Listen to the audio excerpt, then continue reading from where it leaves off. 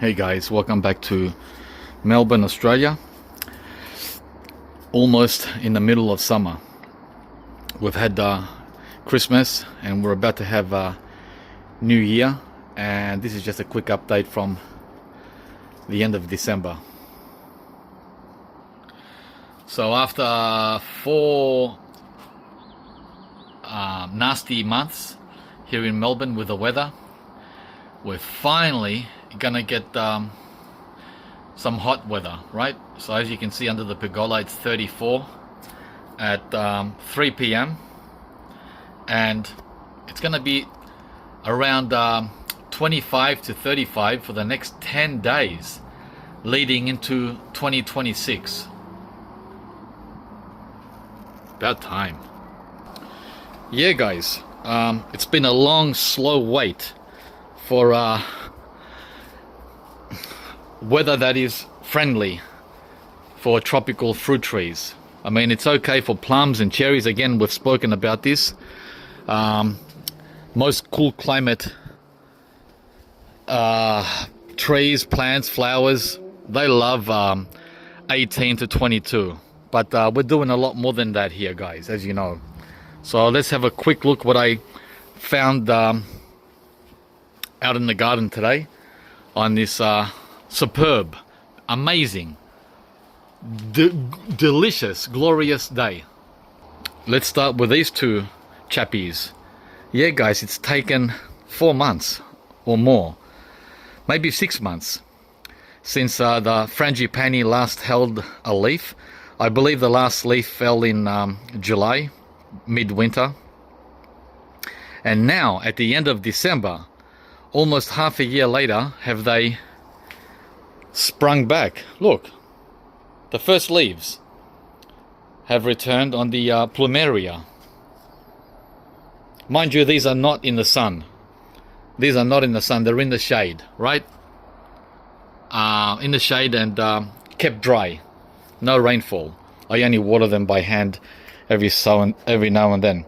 So the final week of 2025, they're shooting their first new leaves for 2026. So this gives you a great idea, right? These are like a compass to let you know how the weather is here. So again, in the tropics, or even in Sydney, these have been leafing out since spring. Not here.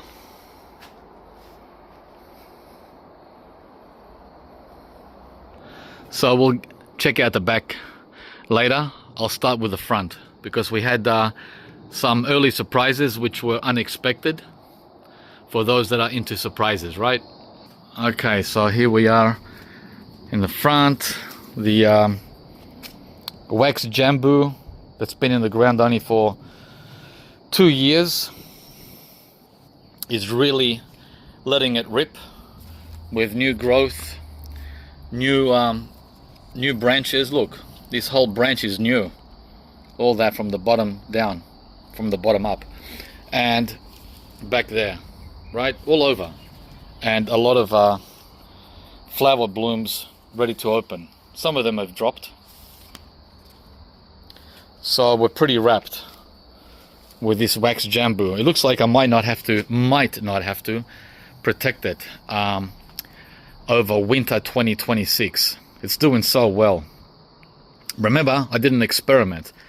I have another one in the front over there that I did not cover, and that one survived without a brick wall.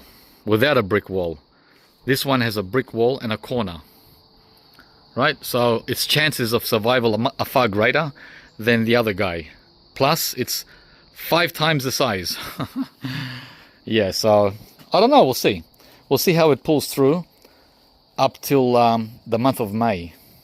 May is when they start going downhill fast, all the tropicals, not just this one, including the jackfruit. Well, the mangoes hang in there till they start showing the first signs of cold in June, in actual winter. You can hear the cicadas. So yeah, we're gonna have 10 days of pure sunshine, basically Cairns weather, Townsville, right? It's going to be like Townsville, not for the next 10 days, but for the next, let's see, from Christmas Day or Boxing Day, right up till March 20. How long is that? That's 3 months. So for the next 90 days, it's going to be like this, guys. It's going to be like, like I said, Townsville, Airlie Beach, Proserpine, Mackay, Gladstone, Bundaberg, Hervey Bay. It's going to be hot. And that's when everything just goes boom, boom, boom, boom, boom, boom. The tropicals. Alright, so I've got some new lettuce in the bed. I've got the celery pulled out. These guys are going next. These have gone way too far. So once they get to this stage, the lettuce, they turn sour. But the bottom leaves are still decent. But so I'm going to clean this one up next. There's a few over here. These are all lettuce, right? And onions and silver beet. So we've been feasting on a lot of green beans or butter beans and whatever. We've had the first zucchini already. Oh, there's another one coming. So the zucchinis have come. The beans have come. And the first cucumbers have come. I'll show you those when we get to the back. The babako experiment is doing okay. Right, this is where I had the pumpkins and the watermelons last summer. So yeah, we're doing the babakos, and these babakos are what do you call it? Cuttings from the 10-year-old babako tree I have at the back. I just cut like 20 or 30 cuttings off the main stem, and most of them survived through winter, no problem.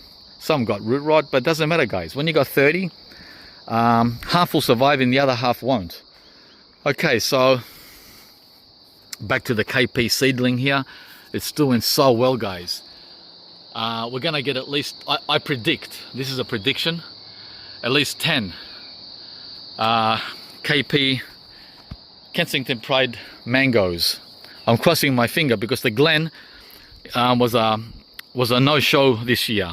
That's how it goes, because I didn't know it was going to rain and didn't apply the spray early enough, the copper. So that's the rose apple. It's doing great, slow, but I'm waiting for it to go boom and climb up here. I got a really tiny plant. That's the thing, if you get tiny plants like that, it's a long wait. It's a very long wait. The Florigon doesn't seem happy. He's still sulking. He looked better actually in winter than he does now in summer. I don't know what the deal is with this guy. The Florigon grafted mango. Yeah, he was looking better in winter than today. Whereas next to him, right next to him, this recently planted strawberry guava is thriving. Look at him. Look how perky he is. And he's loaded with flower buds. Hundreds of flowers. We're going to get the first fruits off this guy in only year 2. See the difference? Strawberry guava, cool climate. Mango, tropical. Same, exact same location, soil, sun exposure. Sook and not a sook. Yeah, guys, I've been the uphill battle with mangoes compared to figs, persimmon, citrus, plums, white sapote. These have been so easy. These have been so easy. All of these have been so easy. The main challenge has been with the mangoes. And thankfully, now with the seedlings, look at that one, how great it's doing. So the takeaway message for any of you here in Melbourne is seedlings, guys. Seedlings. And as advanced as possible. Now, another thing to remember is they need full sun. Look at this seedling. I've shown you this before. I'm going to keep reminding you all through summer the progress of this one compared to that one over there. Look at that one. Planted the same day. They were exactly the same plant where I bought them from Garden World down in Brayside in southeast Melbourne, right? I bought them the same day, planted them in the ground on the same day, and because of lack of sunshine, look guys, we're gonna be looking at this until March. And you know what happens at the end of summer? This guy wakes up and pushes flower panicles. Too late, buddy.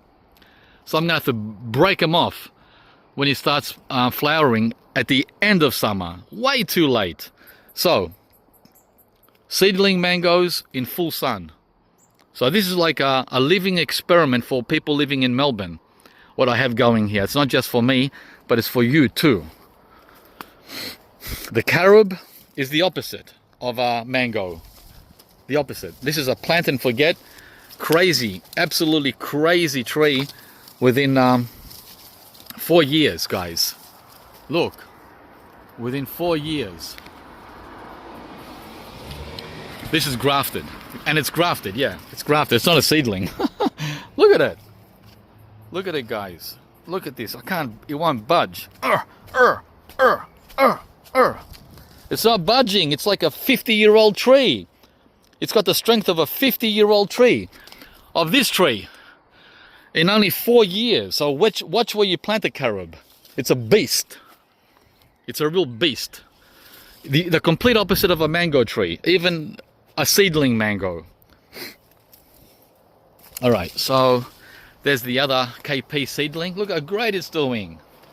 These have only been in the ground for 2 years. This one and the first one I showed you there. The one that's not growing. 2 years, exactly 2 years. And we're going to get fruit from it.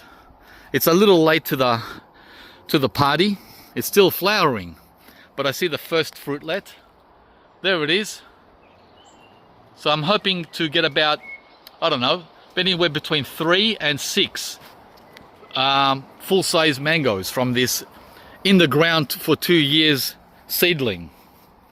It can take it, guys. It can take it. It should be able to take it. Yeah. So that's the KP. And this is the blood orange, the Arnold. 4 years in the ground. And it's got over 50 fruitlets. And they're no longer fruitlets, they're getting big. Over 50, maybe 60, 70. It won't be able to hold that much, but it's loving it. And look where it's planted, guys. In a little hole. Look at all the effort I went to for the mango. You see how mangoes make me work my butt off? Perfect conditions. Citrus, look, just a little hole in the ground, and it's busting out bags of huge blood oranges with look how green it is. Guys, I don't even fertilize it. But what I do is water the heck out of it. This gets flooded every week between November and April. Flooded, literally flooded. So much water, it's like you wouldn't believe it. Yeah, citrus loves water. Don't be afraid, but it's got to have perfect drainage, right? Of course, the water's just got to go right through down into the ground, not rising up and spilling over. No. Now, this is the Dr. Brown. I've got 2 of these Dr. Brown Cherimoyas. It's been flowering like mad for the whole month of December, and it's been begging me to hand pollinate it with these huge clusters of flowers, but I haven't done it. I haven't done it because I wanted to set fruit on its own watch. Right, it's had a lot of these flowers, bigger than that one, but it hasn't set any yet. After 4 weeks of constant flowering, look at that. Hang on, let me zoom in. Look at that. That one is begging me to work on it, but I'm not gonna do that, guys. Yeah, I wanted to set fruit when it's ready. Yeah, so I know for sure that the tree knows that it's time. And this has been in the ground for 3 years. Okay, let's look. Yeah, It's a big tree. 3, maybe 4 years now, close to 4 years. And I've got another one over there. It's even thicker. There's another babako from that, from those cuttings I did. This one's doing great. The champagne fruit, it's known as. The 2 Indian mangoes are still on hold.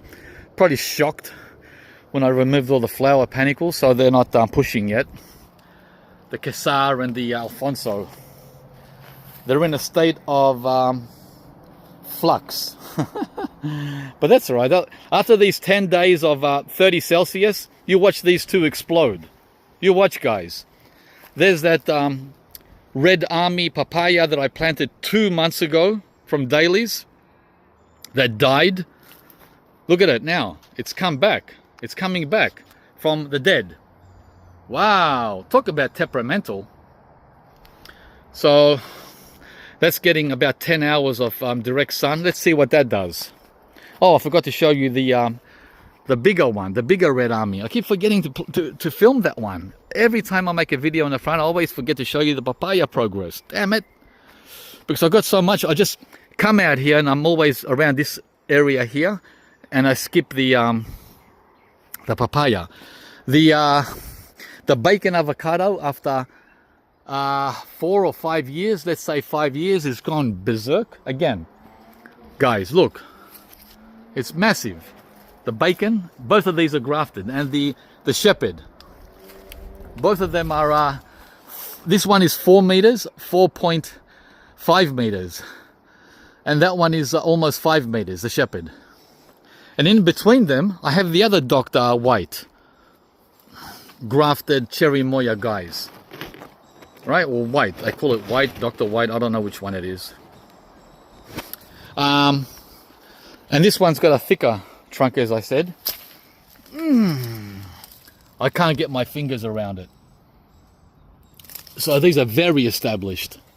And this one has been flowering, but not as much. Not as much flowering action as the first Dr. White. Yeah. So yeah, we've got the bacon, the shepherd, and the Cherimoya here in the center, and behind them are the dragon fruits. I've got 4 varieties of dragon fruit back there, and I gave him a haircut about 2 weeks ago. I hope I did it right. There's an art to pruning, trimming dragon fruit, so they set flowers. I found that out last year. I'll show you what I did quickly. All right. So what I did was I tip pruned the ends. Just an inch, just an inch. All these arms, whatever these are called, these popped up in the last 3 months. So from October onwards, we got all these new arms. There's about 30 of them. I don't know if fruit or flowers set on new branches, I'm not sure, but I know they do set on the old branches. These are the old branches and these are the new branches. So I wasn't sure whether I should take off all these arms at the top, these new arms that came in spring 25. We'll find out soon if I stuffed it up or not. And there's the shepherd again from behind, and the Dr. White from behind, and the bacon. Most of the fruit has been set at the top. I had Kim out here a couple of days ago counting the fruitlets, and she counted like 20 or 30 on each tree at the top, and down here at the bottom she only managed to count 9, and I don't even know where oh, there it is. I was going to say I can't even see one. So there's 9 of them down at the bottom. Hard to see, guys, because they're still so small. And she said there were about between 20 and 30 up there at the top. So it looks like the possums are going to go to town in 2026. We have this French fig, which is absolutely amazing in taste. It's a French fig, the one that's got that weird shape, right? This is really delicious. It's going to be a challenge though to put a net up there. It's at 2.5 meters. I have it climbing vertically so it doesn't interfere with the bananas. Look at all the mulch, guys. Oh, look what popped up on its own as a volunteer. A Jerusalem artichoke that I did not plant. How the heck did this happen? The Jerusalem artichoke is growing in the backyard along the back fence. How did this come to the front yard near the street? Huh? How did this happen? Wow. The freak of nature. And there's another one. There's another one. I think it might be from the compost because I've got a lot of kitchen waste under these leaves. Oh, there's another one. Okay, hang on. Jerusalem artichoke. Look at all the cuttings from the dragon fruit that I just dropped on the ground. I didn't pick it up. Didn't pick any of it up, guys.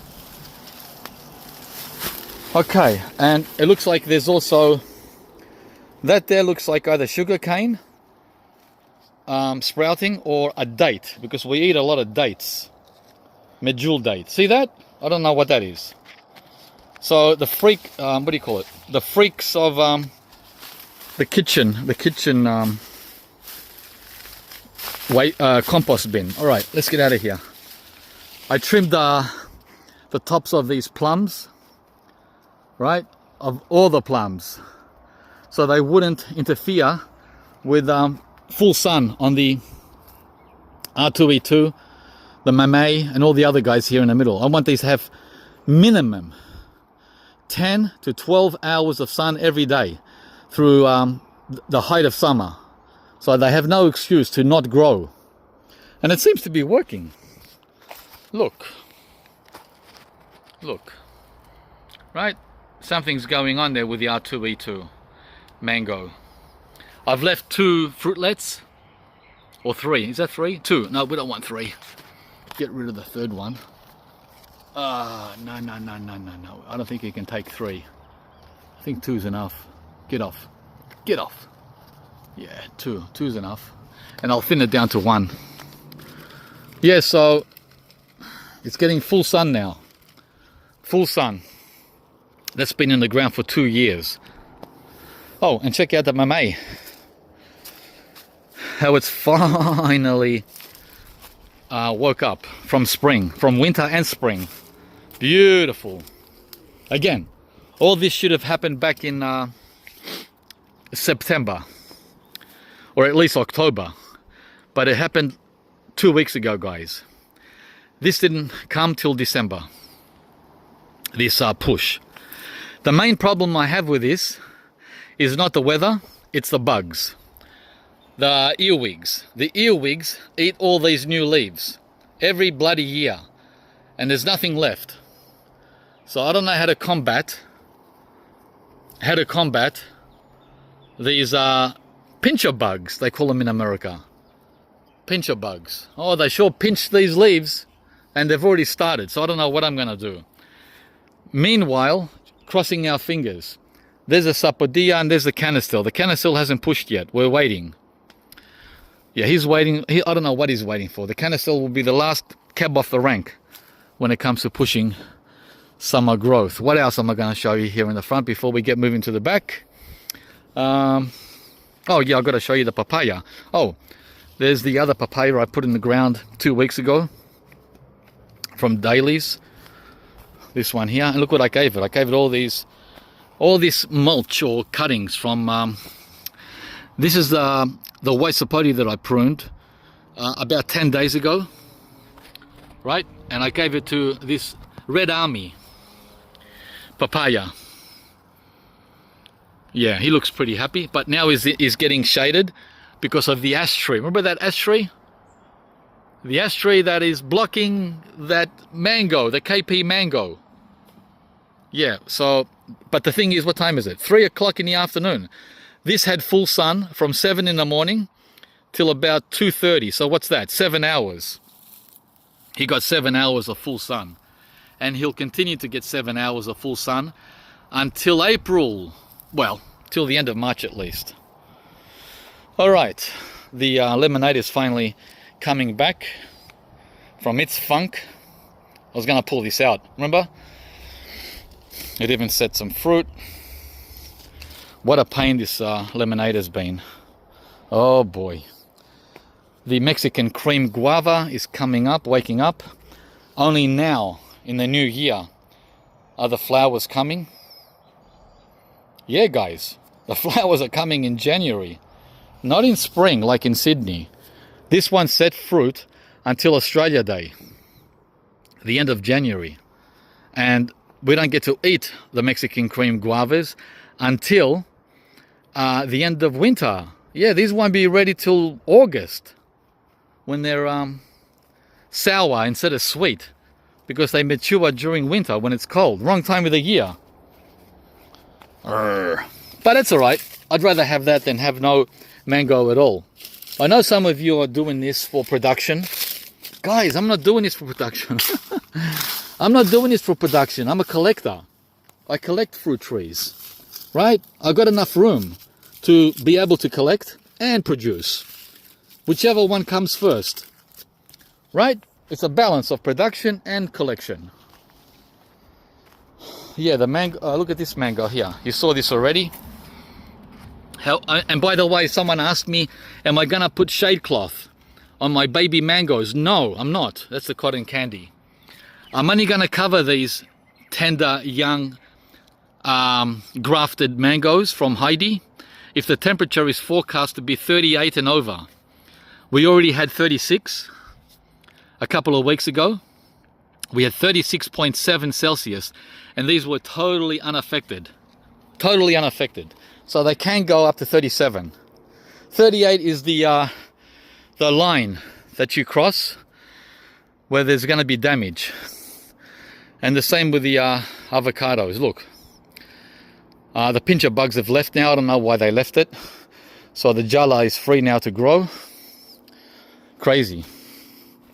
What else? This mango here is doing great too. It's getting a minimum of 12 to 13 hours a day of full sun.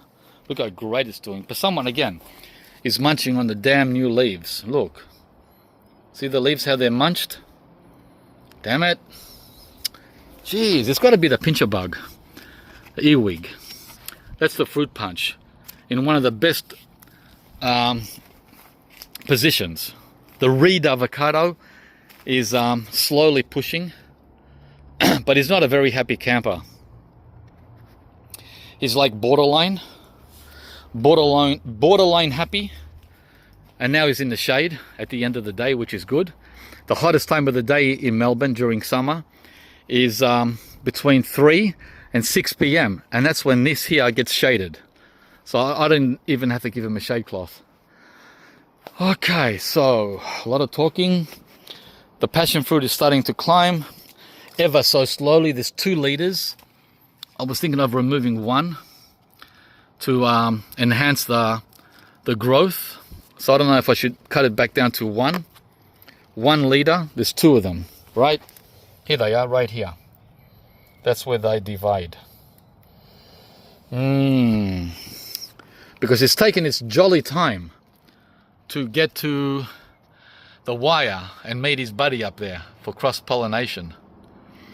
Yeah. Aman guava, happy. The new passion fruit here, again getting eaten by earwigs, but he's pushing, waiting for him to climb on the wire. That's the Panama Gold from Dailies. Got to keep removing all these beautiful little clovers. Yeah, that's only been in the ground for a month. Yeah, Hawaiian Supreme, white sapote, tons of them. They keep dropping every day, right? They're medium size, they're not big. Just like the Subel. Looks like there's one up there that's almost ready, that one. Yeah, there's over 100 fruit. One fell today. And we got our first lemon gold white sapote today. But it fell during the night. And this is what happens when lemon gold, well, when white sapote falls on the ground on its own through being overripe or pushed by a bird. Yeah, look. The first lemon gold for the season ended up being a splatter box, a splatter show. So this has been sitting on the ground today for around 12 hours. Yeah, guys, it doesn't take long for them to get icky. And that's the Hawaiian Supreme that also fell on the ground. So see the difference in size between the two? This one is far tastier, in my opinion. Yeah. Okay. Oops. Hit my head on the lemon guava, which is 2 meters wide now, after the way I pruned it, and 2.2 meters tall. I gave it a butchering last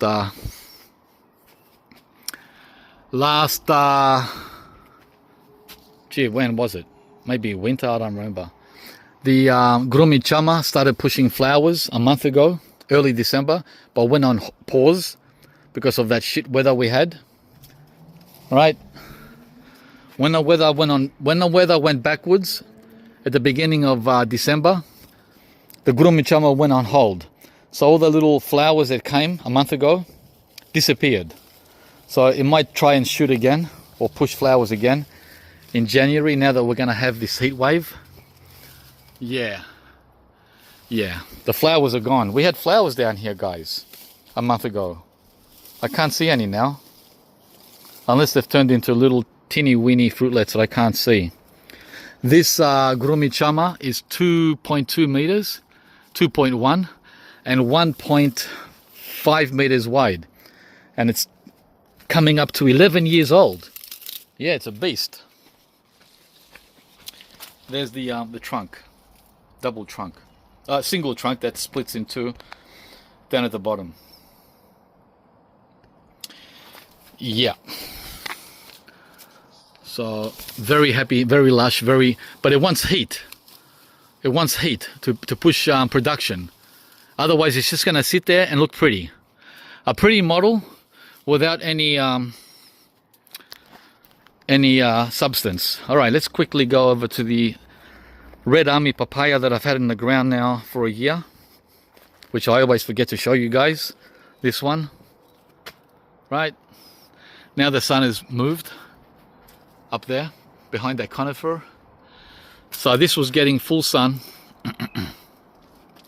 from 7 or 8 in the morning until 2 p.m.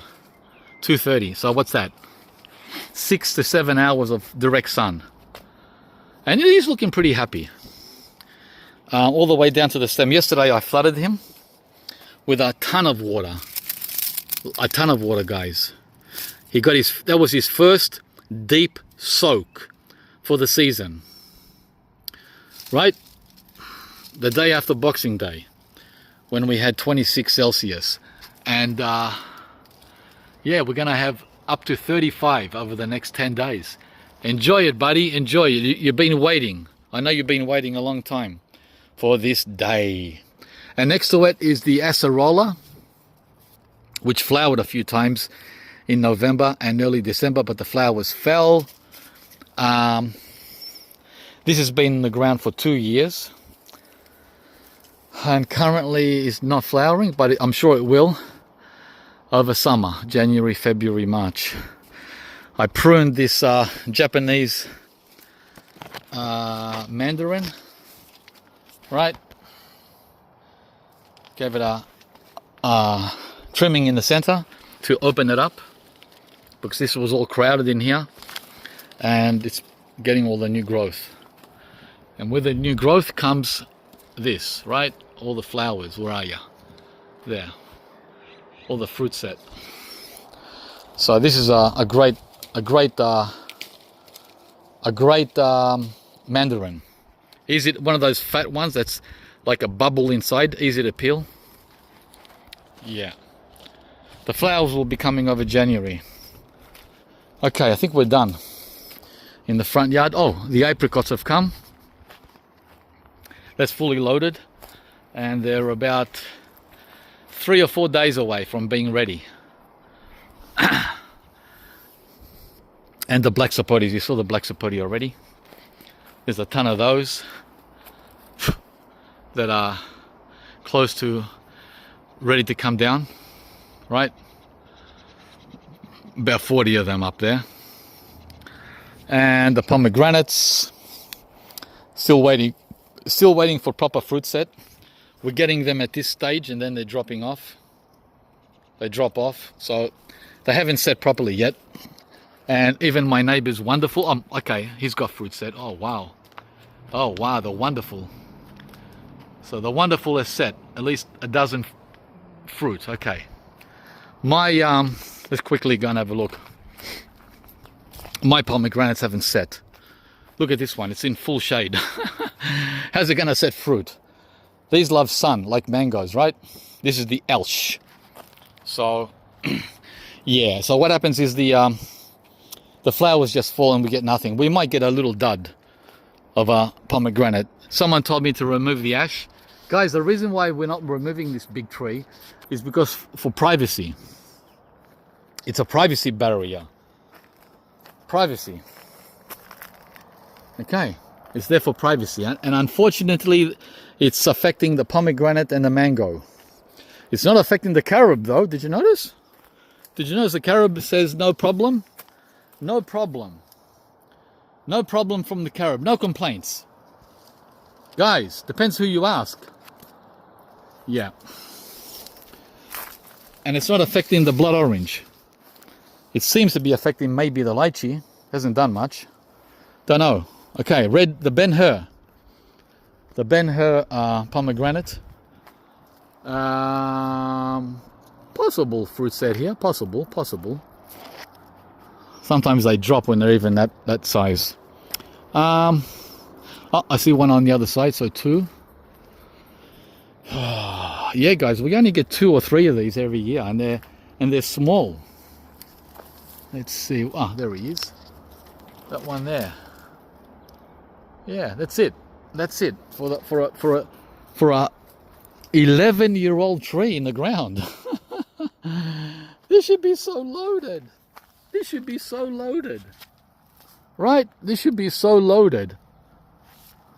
But it is what it is, guys. Again, I have to repeat myself. I am a fruit tree collector. Primarily. And then production. Because I have almost half an acre of land. And even so, everything's touching. All the trees are touching. Yeah, okay, let's go to the front. That's the Wampy, which is a novelty. It's going to start setting fruit soon.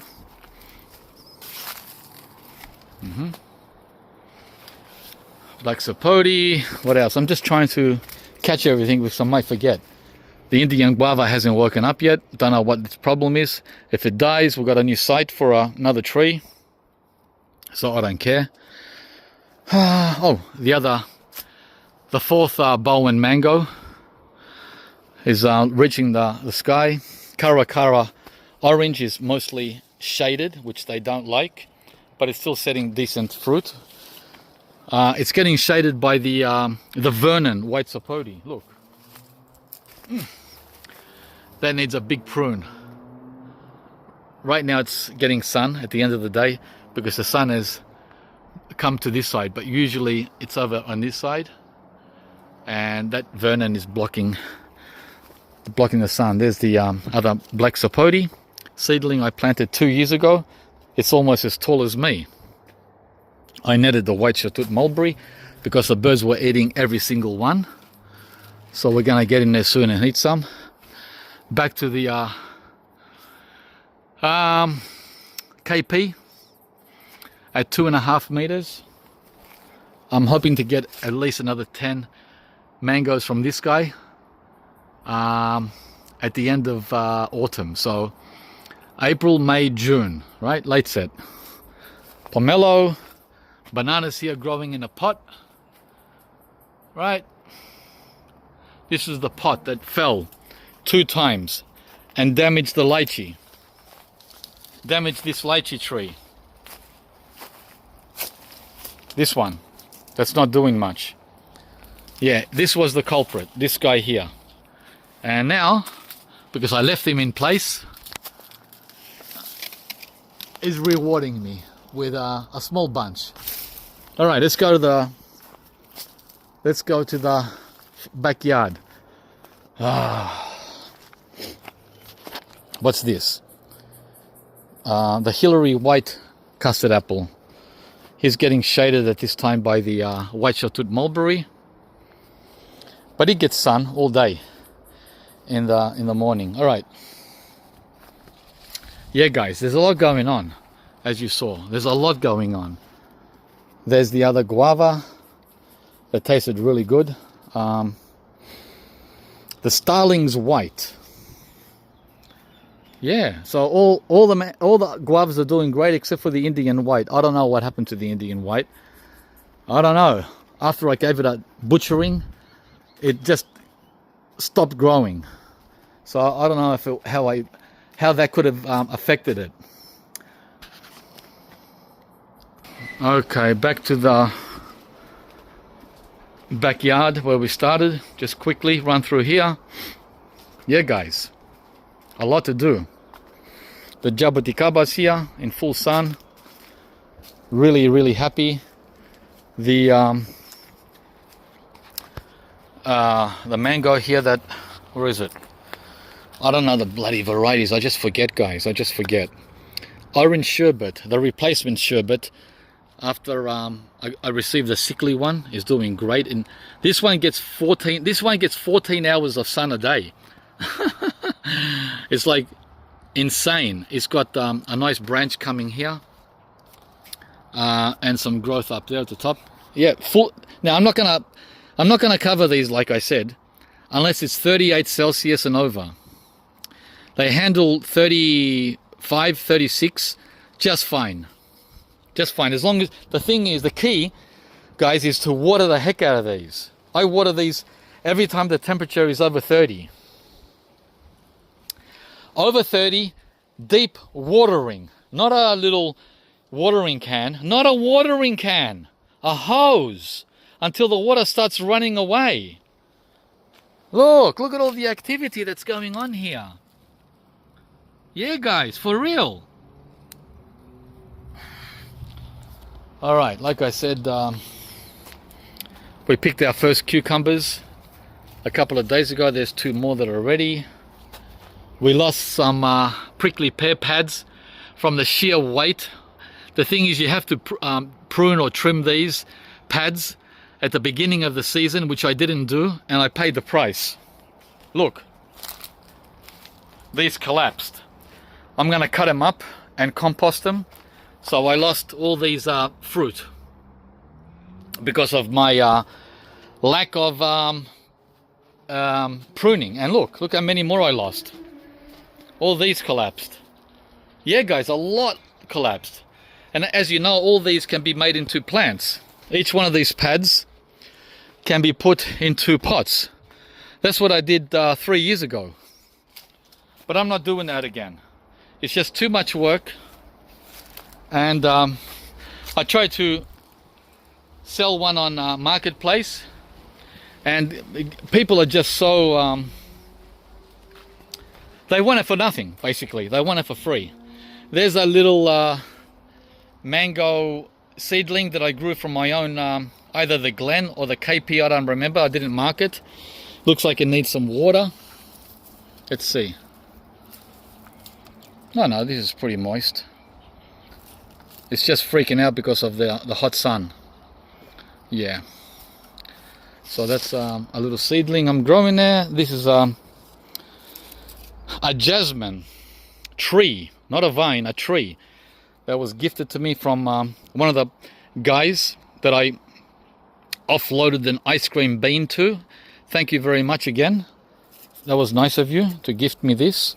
The thing is, I don't know where to put it because it becomes a big bush, very bushy, with fragrant jasmine flowers. So we're still contemplating on where to put that.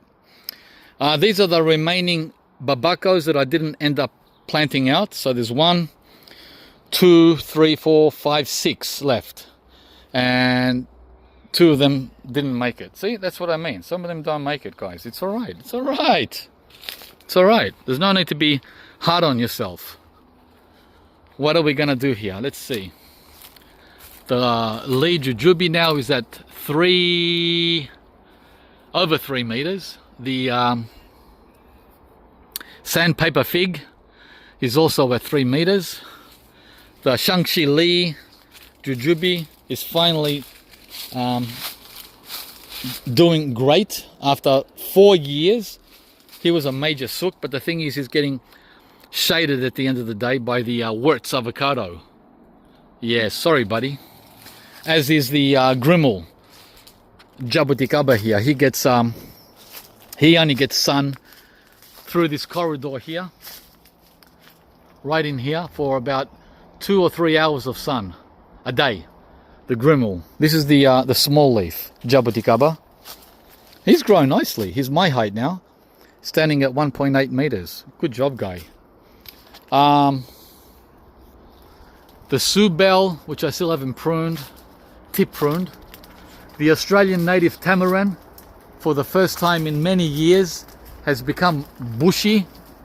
He's always looked woody and lanky and empty and bare for the last, I don't know, 5 or 6 years. And this spring, at the end of spring, November, he got bushy.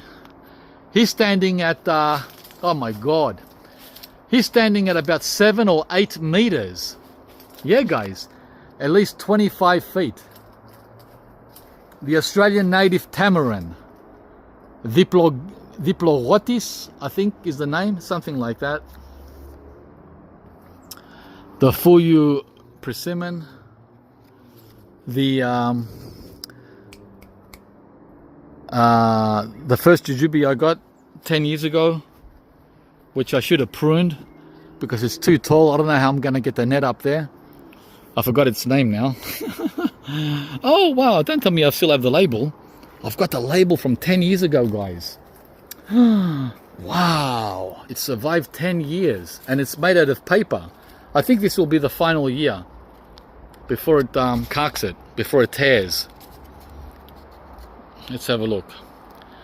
Perry's Fruit and Nut Nursery in McLaren Vale, South Australia. Oh guys, I forgot the name of the jujube. Anyway, so I also trimmed this bad boy, dragon fruit. This one gave us at least 15 dragon fruit last year, which was amazing.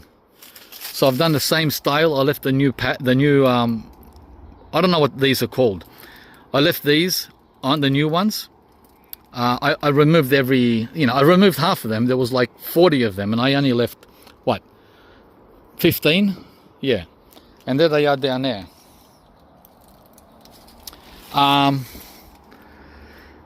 I've got, let's see, one variety here, which I don't know if it's self-pollinating or not, but I've got another dragon fruit over there which I use to cross-pollinate at night, the flowers. Jamun, doing great. This is the cherry of the Rio Grande, doing okay-ish, but honestly, after 5 years, I don't think he's done well at all. Very disappointing. Another wax jamboo that fruited for us last year. I don't see any flowers this time, but a lot of new growth. A lot of new growth. So that damage he had all spring this year is in the past now. It's history with all the heat we're getting. Yeah, guys, these need heat. They're not plums. What else? And the tamarillo, the tree tomato, has set at least 50 fruit. Right? We're down to the last has. Avocados, there's only like 30 left on the tree. Only 30 of these left. Not much. Yeah, it's been good. It's been really good. What else? The Pakistan mulberry, I have to trim that. It's gone to 4 meters and we're not getting any fruit because of the birds, and I have to net it. A lot of work, guys, a lot of work. The jabuticaba, We stripped it yesterday, Kim and I, and we only left maybe 40 fruit on here. Out of 400, there was a lot on here. So we stripped it. The reason we stripped it is because they were ready. And for the first time, some critter, this guy here, was having his own little party. He ate about 20 of them. So we thought, either strip the tree now or lose them all. Yeah, guys, it's like a battle. It's like fighting a battle. You can't just be lackadaisy and say, oh, let them have whatever they want to. Let nature take its course. Yeah, mostly, but not always. Okay, what's this now? This is the kohala. You guys call it kohala. I call it kohala. Kohala longan. This has been the best season in 5 to 6 years that I've had these trees. It's loaded with tiny little flowers. So it's going to be great. All 3 kohala longans are like this one. The other 2 are over there. The only lychee that's fruiting for me, the Bosworth, is finally doing its thing after, again, 4 months of sitting idle. 4 months of doing nothing. Amazing, huh? So this shows you need a lot of patience if you're in Melbourne. Forget about overnight results. Not happening. The gyro persimmon is doing great. I don't know how I'm going to cover it though, because there's all this pepino around it. I don't know how I'm going to get in there. The cinnamon is doing okay-ish. Yeah. What else? Which way? I'm not going to show you the mangoes up there. It's just too long, guys. This one I can show you. The other orange sherbet, the one that was full of anthracnose, is doing so well. Well, it's pushing out a lot of new growth all over. Spectacular. So a sickly tree became a showpiece. And that's the Malabar chestnut.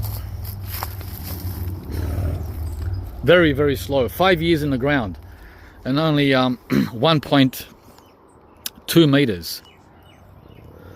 There's the cinnamon again. The gyro persimmon with its honking large persimmon. What else? The kaffir lime, still haven't pruned it. I still haven't pruned the big trees, guys. Still haven't gone there. The apples have mostly fallen. We've picked about 40 of them. They've been really good, but some of them have got some disease. I don't know what it is. Don't care. We still haven't had our first tomato, but there's green tomatoes everywhere. So we should get our first ripe tomatoes in about a week or two. So January, the first week of January. Yeah. We just got a new banana blossom that opened. Where are you? That one there, see that? And we're getting another one here. Hang on. Plantain. The plantain is pushing flower.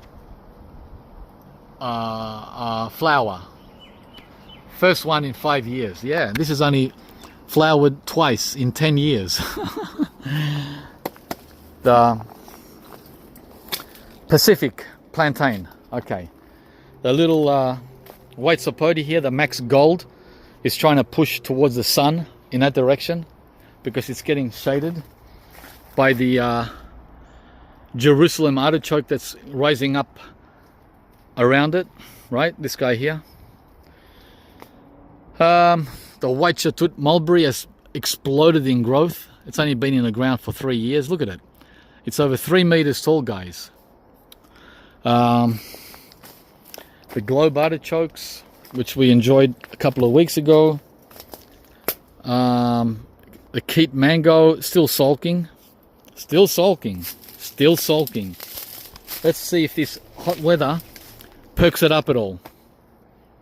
I left one 2, 3 fruitlets, but I'm going to remove that one. Leave 2 fruitlets.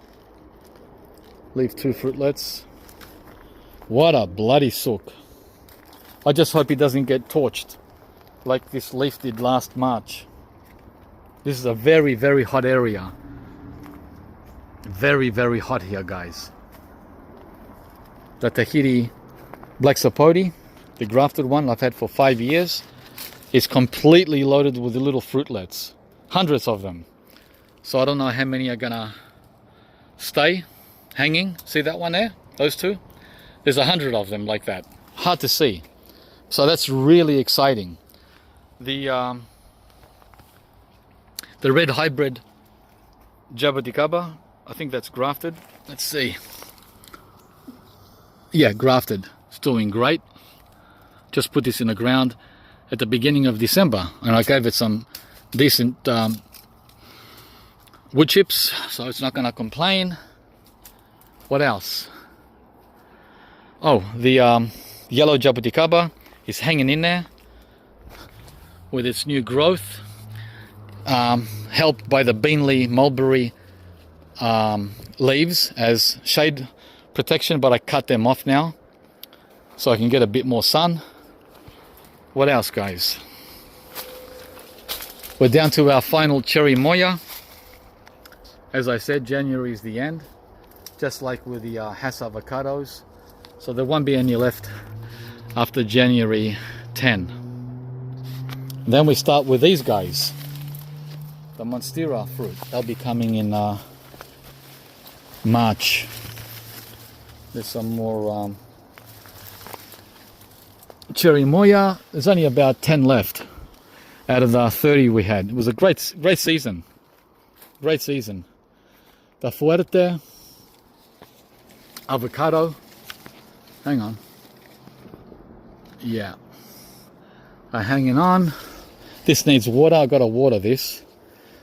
It's only had 2 decent waterings, like floodings, for the last 2 months. It needs a lot more water. Flooding. Yeah, I wanted to show you this is the star fruit. Still waking up. Very slow to wake up. These don't get a new coat until February, the end of summer. That's the second kohala, my oldest, that's 6 to 7 years old. So it's got panicles, panicles, panicles, panicles. And over here, I've got another one, which is about 5 years old, loaded with panicles. It's a great year, guys. It's a great year for the kohala, or kohala. Let's see. Yeah, look. Loaded. The curry tree, which I put in the ground exactly a year ago, is looking happy. The loquat seedling, which I put in the ground 2 years ago, is happy. Everyone's happy. The oranges are ready on that tree, all of them, all 200 of them. And another mango that's doing really good. This is the Taiwanese Golden Queen. It's in the shade now, as it's 4 o'clock. But it gets about 7 hours of direct sun a day. Grumichama doing nice. Another black sapote. A grapefruit. We've been feasting on these grapefruits, the ruby red. They're falling. Some bugs got a couple of them. Another jabuticaba doing good. Right. This is the scarlet.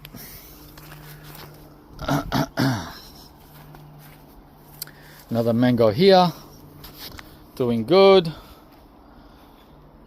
Pawpaws, they really didn't need these shade cloths until now, so they were put on very prematurely back in wow, at the end of October. Way too early, George. I was expecting a hot spring, guys. No one told me it was going to be the worst spring in how long? I forgot. Was it like 20 years? The worst spring in 20 years we had.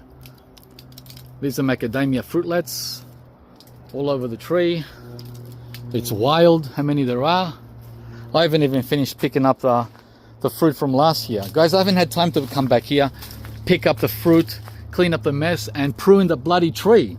Look, it's even come out here, touching the ginger. Yeah, I got a lot of work to do.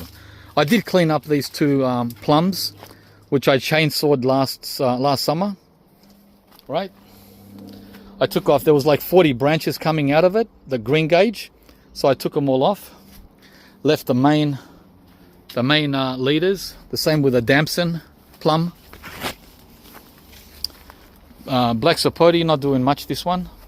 What is it, the Bernica? Yeah, the Bernica is not doing much, but it is pushing new growth. It's just slow, guys, very slow.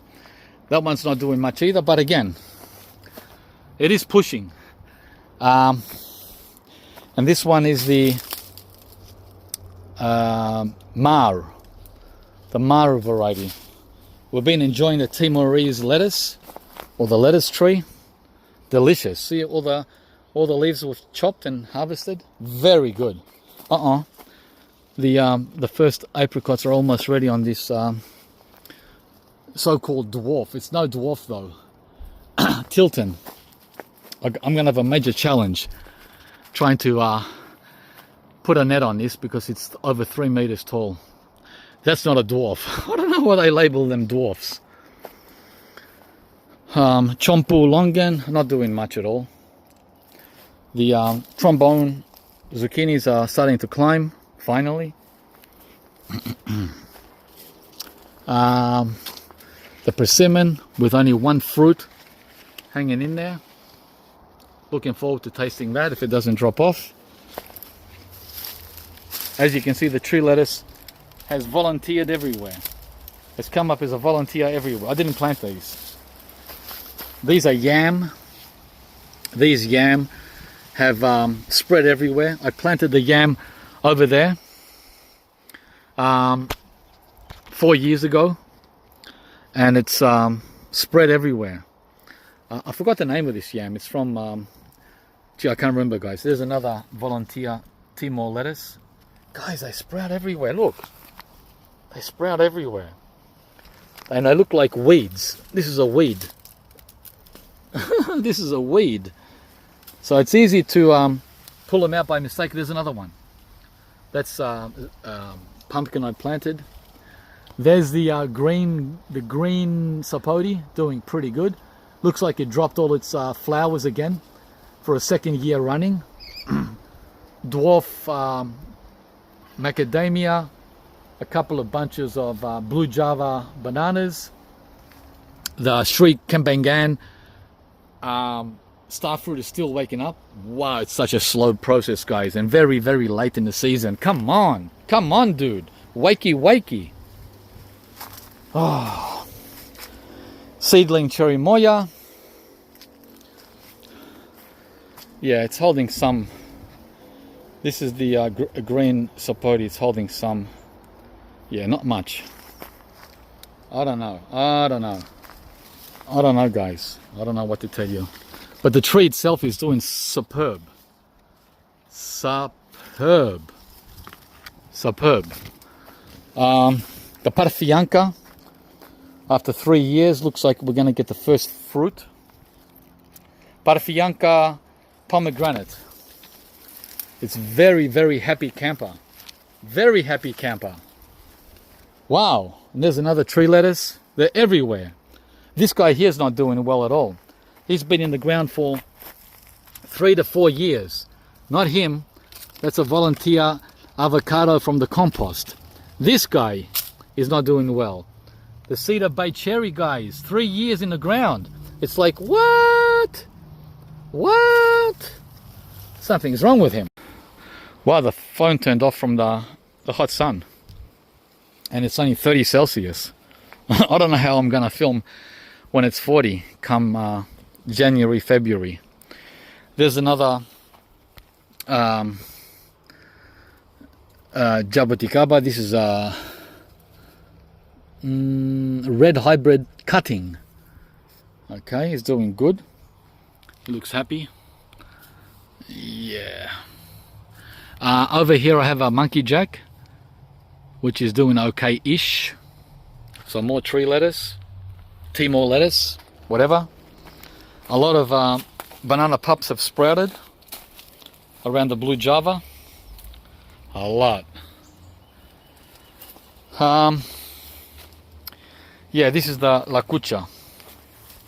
Hang on, let's have a look. Yeah, monkey jack, lakucha. It's getting new growth here on this dieback branch. This was dead. But up here it's very happy. Alright, we'll see. And I see a lot of growth coming on every what do you call it? Tip there. Yeah guys, so I think that's about it. The end of December. The end of the first month of summer. You've seen the sapodilla already. The Rollinia has pushed forward. The this is the Quaimuk. This keeps dying every winter and coming back in summer. Very look, that's the dieback there. See where the label is? That's the original wood. So it's sprouted from the roots and it's trying to grow again for the 3rd year. But look at the volunteer avocado from the kitchen. Not a problem. And who's this? Is that another avocado? Guys, they just sprout. They just sprout so easily, the seedlings. Okay, the Rollinia seedling after 5 years in the ground. Yeah. Not much, but it is, you know, it is doing what it should be doing. It's just that it's very late. What's this? Don't tell me that's a fruitlet. Oh no, I thought that was a fruitlet. No way. Yeah. And there's more banana pups that I have to remove. Look how close they are to the trunk of the Rollinia. Very, very, very close. Right? Oh man. There's last year's Rollinia. I left it as a souvenir. Okay, so let's see. So we've got another bunch there of bananas. And I think that's it, guys. More artichokes that are coming. Globe artichokes, the second batch. And in here, the cassava. The cassava, which seem to be doing okay. Hopefully they'll last through winter with this wind protection fence. We'll see. Thanks for watching, guys. Thanks for liking the video if you enjoyed it. And also thanks for subscribing to the channel. Please share the video too with your friends and anyone else who cares to push the boundaries of tropical fruit in a cool climate like Melbourne, Adelaide, Hobart and southern New South Wales. Catch you from the next one. Look at all the leaves that have fallen from the worts. It's getting new leaves, right? So it's looking ugly. It's looking ugly. This is bloody ugly. Look at that. From the possums. Bloody hell, mate. Bloody hell. Bloody hell. Yeah. So we just roll with it, right? Yeah. We just roll with it. There's a few of them that, oh shit, he got that one too. I was going to say there's a few that are untouched. I spoke too early. Alright guys. I hear parrots. I think they've arrived to eat my neighbor's apples that are well, they're not ready, but they're on the cusp. So because she doesn't pick the apples on her apple trees, they end up in my garden. Hear them? them. So they have all this to enjoy as well after they've been there.